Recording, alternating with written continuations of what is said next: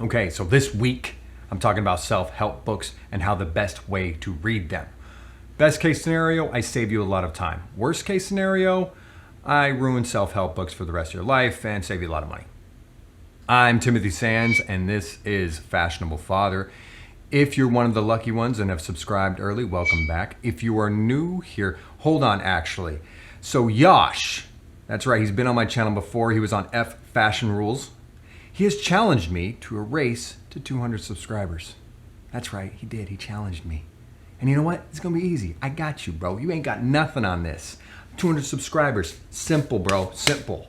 Actually, it's not gonna be that easy. It's not gonna be that easy. He's ahead of me.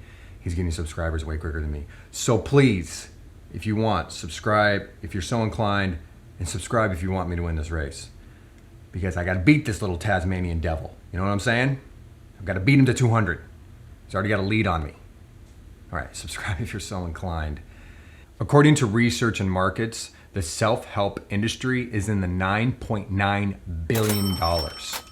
It's actually one of the major markets that you can break into as a writer when you have no recognition or you have no name. So conclusion, there's a lot of people in this game. There's a lot of people consuming this game. And yes, I'm one of them. But I did something that changed my perspective on self-help books. Like most people out there, I don't exactly like my job or jobs in general. They feel stifling and you want to work for yourself. It's the American dream. But that dream is obviously harder to achieve than people think, right? We all know this. And I wanted to write for a living. But to write for a living is another challenge, and obviously a lot of people know that. And I went on the internet a long time ago and said, hey internet. It's like, what pays you to write? And the internet spat out copywriting.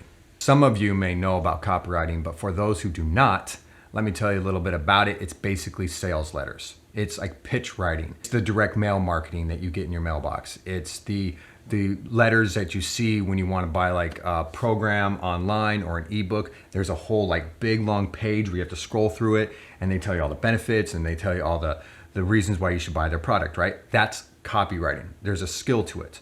There's a specific formula and skill.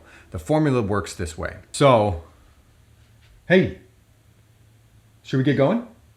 Yeah. Yeah? Where do you want to go? All right. I'll be right back with you. Little guy wants to get going. Say hi. Hi. No bug. I know the bug. We got a mosquito in the car. Mosquitoes are crazy right now. Yeah. Yeah. So when it comes to copywriting and the formula, this is how it works. You identify a problem. Sometimes you even show a problem to someone they might not even know they have. And then you spend a lot of time on how much better their life will be without this problem and how much life will be better if they get the product. And you spend a lot of time talking about that because you want to convince these people that life is just, you're gonna solve all their problems with your product. And then finally you get to the product and you tell them the magical keys and the magical, secrets that you're gonna give them, bestow upon them in their product. They're gonna be a happier person. But a lot of time, again, is spent on how much better their life will be. And one of the keys to make this work is using emotion. Now, there are 3 emotions that work really, really well, and it's vanity, greed, and fear. So when I learned about this, I was like, it was cool. It was like learning the secret of advertising and sales letters, but I wasn't excited about it. I wanted to be a narrative writer. I wanted to be J.D. Salinger, right? I mean, who doesn't want to be that amazing guy?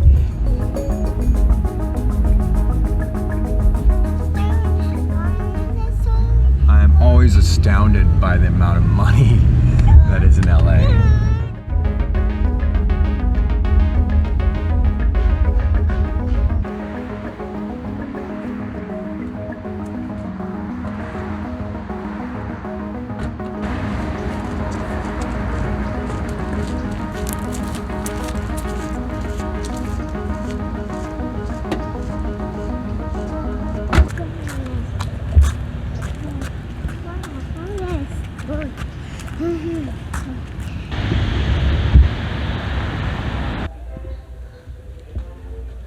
And then I come across this book right here. That's right, the 4-Hour Workweek.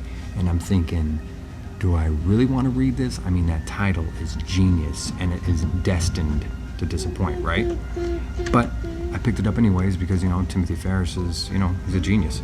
And I'm reading the book and I'm like, something about my subconscious is telling me that something ain't right. So he identifies the problem, right? And then he spends a huge amount of time on how much better your life is gonna be. A lot of time. And then there's just one chapter, he finally gets to it towards the end of the book where there's actually valuable information. That formula look familiar? Of course it does, because it is copywriting to the T. Now I have to admit, towards the end of the book, I don't know where it is, but where he actually describes, having not a service, but an actual product and being able to scale your business, all those things, they're truly, truly valuable. But you just have to spend so much time in the whole, hey, your life's gonna be better part. So I imagine you have heard of Blinklist. Of course, I have, and I have never subscribed to their program, but I'm assuming this is exactly what they do. Now, when I first heard of Blinklist, I was like, how does this company even exist, right? And it makes total sense because they're cutting out all the fat. A lot of people have read this, and of course, it's Rich Dad, Poor Dad. Now, who doesn't like that book? You might chastise me a little bit, but I was annoyed by it. It spent so much time talking about the philosophy and talking about how much better your life would be if you just changed your mindset, and that's fine, but it spent no time on logistics. You come away with this book with a different mindset, but you have no clue how to invest, right? I mean, is that really gonna help us? Yes, it does help us, but I was annoyed. And one thing he did say in there, which really, really kind of shook me, is it's not the best written book.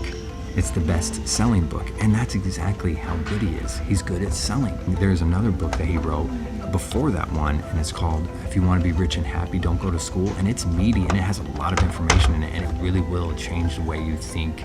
Read a self-help book that is not a self-help book, and it's this bad boy, The Power of Now. Cut to the chase very, very quickly. And it's a simple concept, yet also very, very complicated to implement. And he does this challenge and respond kind of thing, and then he explains it. And he does this throughout the entire book, and slowly making you understand the concept of living in the power of now. And it's truly inspiring, and it will definitely, definitely shift your perspective. You don't come.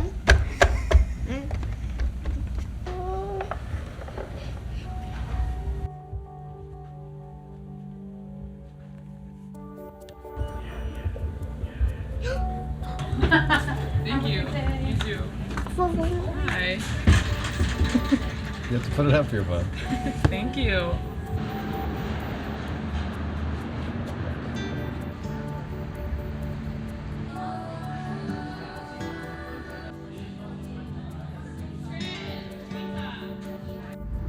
I think we missed our turn.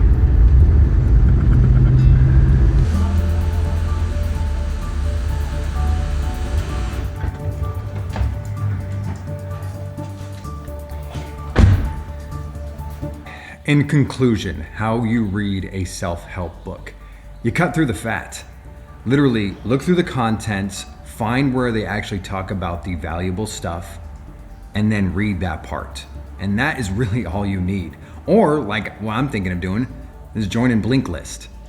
But yeah, there's a whole huge part of a self-help book that is borderline just telling you how better your life's gonna be and kind of useless. But if you like that part, and most people do, and that's why they're written that way, then yeah, read it. But if you want to cut through all that and get to the actual nitty gritty and good information, look through the content. It's probably going to be towards the rear of the book, and find the value. It's going to save you some time, that's for sure. All right, so my name is Timothy Sands. This is my story of fashion and fatherhood. Like this video if you liked anything about self-help, right? And subscribe if you're so inclined. And that's right, Yash, I'm looking at you, bro. I'm looking at you. All right, everybody. Remember, style first, and see you on the flip side. You reading?